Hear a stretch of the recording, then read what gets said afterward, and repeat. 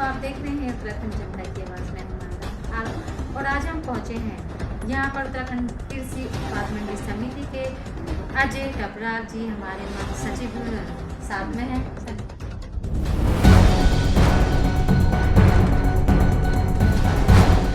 नमस्कार दोस्तों, आप देख रहे हैं उत्तराखंड जनता की आवाज़ में हूँ और आज हम पहुँचे हैं यहाँ पर उत्तराखंड कृषि उत्पाद मंडी समिति के अजय टपरार जी हमारे सचिव साथ में हैं। नमस्कार मैम।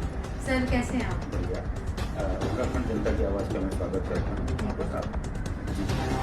सर हम आपसे जानना चाहेंगे, जिस तरह से आपने देखा काफ़ी यहाँ पर काफ़ी साल से कार्यकाल आपका चल रहा है, यहाँ पर आप लोग मंडी समिति में सचिव हैं, तो पहले तो क्या कहना चाहेंगे कार्यकाल के? जो कृषि उत्पादन मंडी समिति का प्राथमिक उद्देश्य है, खासकर जो देहरादून की मंडी है वो हमारी बड़ी टर्मिनल मार्केट आप देख सकते हैं। यहाँ पे किसान का उत्पाद भी आता है और टर्मिनल मार्केट के से जो है व्यापारी के माध्यम से भी उत्पाद आता है। तो कोशिश ये रहती है कि मंडियों की स्थापना का उद्देश्य है कि कृषक के उत्पादों का वाजिब प्रतिस्पर्धा मूल्य दिलाया जाना। इसी के लिए हम लोग यहाँ पे हमारी पूरी टीम, हमारा फील्ड स्टाफ, हमारे सब व्यापारी जो कि हमारे सब लाइसेंस हैं, सब इसी के लिए प्रतिबद्ध है। तो सर हम आपसे जानना चाहेंगे, जिस तरह से आपने देखा होगा देहरादून में बहुत बड़ी आपदा अभी, क्योंकि पहले कभी ऐसा नहीं हुआ जिस तरह से अब की बारी आपदा आई है। किसानों को बहुत ज़्यादा नुकसान हुआ, फसलों को नुकसान हुआ, यहाँ तक कि सैलधारा, IT पार्क, विकास नगर और टपकेश्वर मंदिर को भी कितना बड़ा नुकसान हुआ। और जहाँ तक हो सकता है कि लोगों ने अपनी जो ज़मीनें हुई है, किसानों ने अपना जो ज़मीनों का उत्पादन बहुत मिले सकते हैं, तो क्या कहना चाहिए? ये मैडम के लिए हम लोग भी उनके जो है हम कृषक परिवारों के साथ हैं। मंडी परिवार जो है क्योंकि उनके लिए जो है प्रतिबद्ध, उनके हितों के प्रतिबद्ध रहता है, उनके लिए हम साथ में हैं। देखिए कि मंडी का जो मैंने पहले कहा प्राथमिक उद्देश्य कृषक को उसकी उपज का वाजिब और प्रतिस्पर्धा मूल्य दिलाना। साथ ही हमारे मंडी परिषद, हमारे जो मुख्यालय है कृषि उत्पादन विपणन बोर्ड के माध्यम से हमारी कुछ कल्याणकारी योजनाएं भी चलाई जाती हैं, जिसमें कि व्यक्तिगत दुर्घटना सहायता योजना और कृषक फसल क्षति सहायता योजना। तो ऐसा कोई भी आवेदन आए तो हमने उसके लिए प्रचार प्रसार भी किया है कि अगर किसी लाइटनिंग के माध्यम से या बाढ़ या आपका लैंडस्लाइड के माध्यम से कृषि उपज की हानि हुई है तो उसका जो है आकलन करके जो भी हमारे प्रावधानों में है कृषक परिवार को कृषि उत्पाद क्षति की सहायता की जाएगी, उसको रिलीफ दी जाएगी। साथ ही व्यक्तिगत दुर्घटना में अगर कृषि कार्य होते हुए उनके अंग की हानि होती है तो उस पर भी जो है हम हमारी तरफ से कल्याणकारी योजना व्यक्तिगत दुर्घटना सहायता योजना चलाई जाती है। इसके साथ ही जैसा कि हमारा कृषि विभाग, उद्यान विभाग उनकी जो है फसल या औद्यानिक फसलों की क्षति का आकलन करके जो भी जिला प्रशासन से जो मदद दी जा रही है वो तो है ही। बाकी आपको इसके माध्यम से बताना चाहूँगा कि हमारे माननीय अध्यक्ष कृषि उत्पादन विपणन board doctor Anil Kapoor WD और स्वयं मैं भी हमने माननीय मुख्यमंत्री के राहत कोष में कृषक परिवारों और आपदा से पीड़ित परिवारों की सहायता 1 करोड़ की राशि सहायता दी है।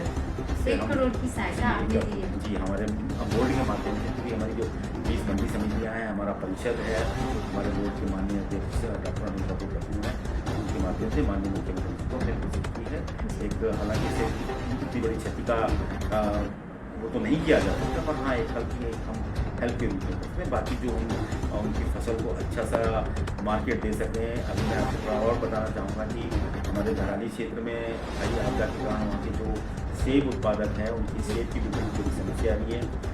मैं स्वयं माननीय अध्यक्ष जी के और जिलाधिकारी महोदय उत्तरकाशी के निर्देश पर वहाँ गया, किसानों और वहाँ के मुख्य उद्यान अधिकारी से भी हमने बात की और अभी उस पर भी आज भी बैठक चल रही है। आज भी वहाँ कृषि उद्यान विभाग के माध्यम से उनके वितरण की व्यवस्था की जा रही है। मैंने जितने भी यहाँ पर सेब के उत्पादक व्यापारी हैं सभी से अपील की, उनकी एक बैठक भी मैंने शुक्रवार को ली थी कि हम जो है उनके सेब के जो हमारा जो कम्युनिटी है उसको हम एक अच्छा बाजार दे सकें, ऐसे समय में एक उचित मूल्य दे सकें। इसके लिए हमारे सारे व्यापारी सर देखने को मिलता है जिस तरह से किसानों को यूरिया और DAP टाइम पर नहीं मिल पाता, तो इसमें क्या कहना चाहिए? ये विषय है मैम जो है कृषि विभाग से, कृषि निवेश केंद्रों से मिलता है। इस पर मैं बहुत ज़्यादा टिप्पणी नहीं कर पाऊँगा। जी।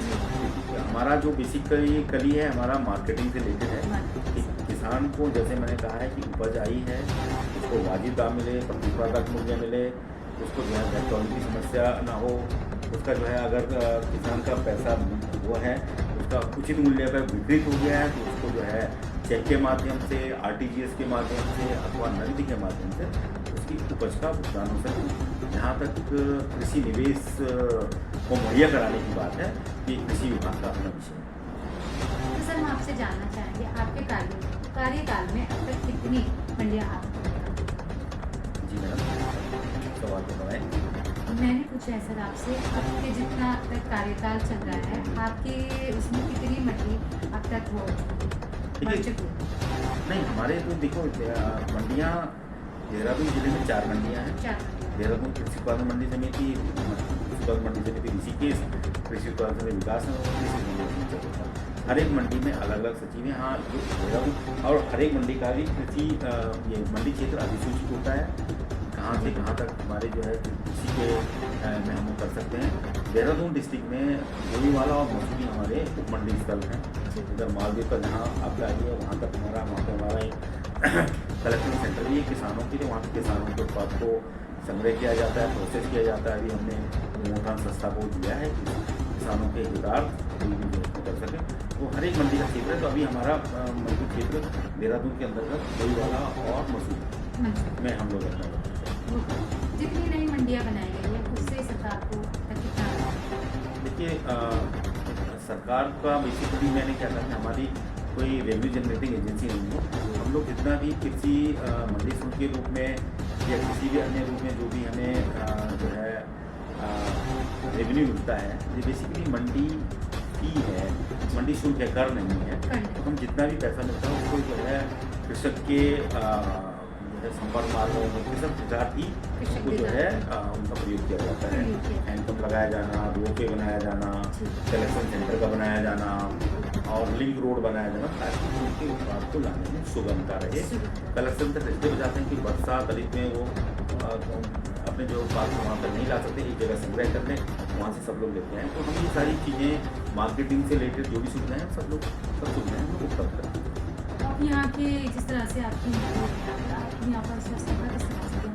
जी मैडम, स्वच्छता का आप अभी आगे वो भी देखा होगा क्वेश्चन, देखो हमारा मंडी परिषद की स्तर से हमारा स्वच्छता पखवाड़ा चल रहा है। और स्वच्छता पखवाड़ा हमारा 16 सितंबर से लेकर और 2 अक्टूबर तक चलेगा, महात्मा गांधी की जयंती तक चलेगा। और इसमें कि सभी कार्मिकों के द्वारा यहाँ पे श्रमदान भी किया जाता है। सभी लोग अपने कार्यालय स्थल को भी साफ रखते हैं। व्यापारी भाइयों से भी, किसान भाइयों से भी हम समय समय पे अपील करते हैं कि वे जो है इस परिसर को स्वच्छ बनाए रखने में, अपने जो है प्रतिष्ठानों को स्वच्छ बनाए रखने में अपना महत्वपूर्ण योगदान दें और श्रमदान दें। और 2 अक्टूबर को भी हम लोग पूरे जो है कार्यालय के स्वच्छता पखवाड़े के जो समापन होगा उसमें भाग लेंगे। और जहाँ तक आप स्वच्छता की बात कर रहे हैं तो हमारा यहाँ पे पूरा जो एक सफाई ठेकेदार के द्वारा पूरे परिसर की सफाई की जाती है। और क्योंकि प्रातःकाल में मंडी का पीक टाइम होता है कार्य करने का, उस समय तो नहीं हो पाती है। 12-1 बजे के बाद जब सबके सब उत्पाद भी बिक जाता है, उपभोक्ता भी यहाँ पे आते हैं, क्योंकि देवबंदी मंडी है। जब जो भी जगह खाली मिलती है तो वो भी आप जाएंगे, सफाई चलती होगी। इस शाम को लोकल उत्पाद हमारे आते हैं, स्थानीय उत्पाद हमारे कृषि उत्पाद आते हैं, उनकी हमारी बोली लगती है। हालांकि सेब की बोली तो आजकल 24 घंटे लग रही है। तो ये पूरा प्रयास रहता है कि स्वच्छता बनी रहे।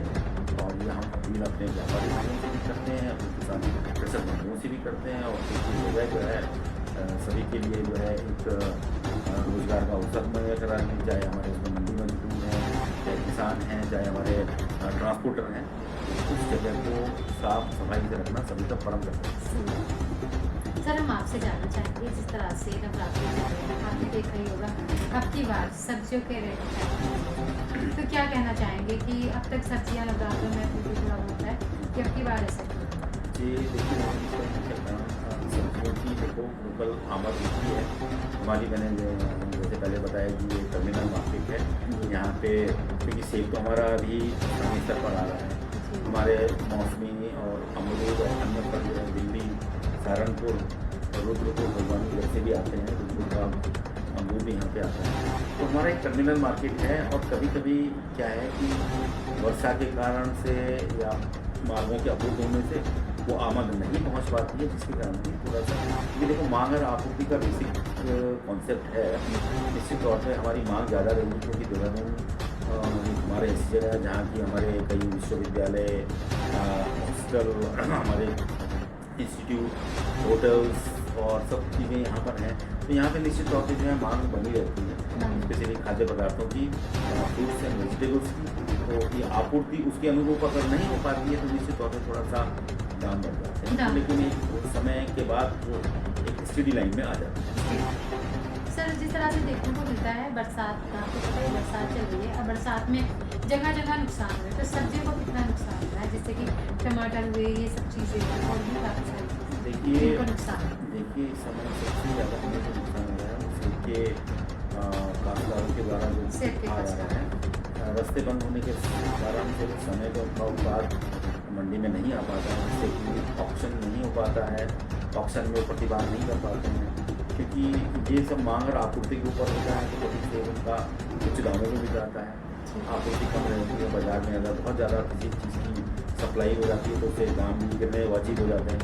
तो इसका फ़र्क थोड़ा सा पड़ता है, लेकिन हमारी कोशिश रहती है कि हमने अपने व्यापारियों से भी कहा है और हमारे जितने भी आड़ती हैं अंदर, व्यापारी हैं, तो व्यापारी हैं, सभी सहमति की है कि किसान को अधिक बोली पर उसकी सहमति के आधार पर, उसकी सहमति के आधार पर वाजिब मूल्य, प्रतिस्पर्धात्मक मूल्य हम बनाएँ। तो काफ़ी हद तक हम हो पा रहे हैं। बाकी थोड़ा मौसम की वजह से, रास्तों के अवरुद्ध होने की वजह से कुछ चीज़ों के फर्क पड़ना तो।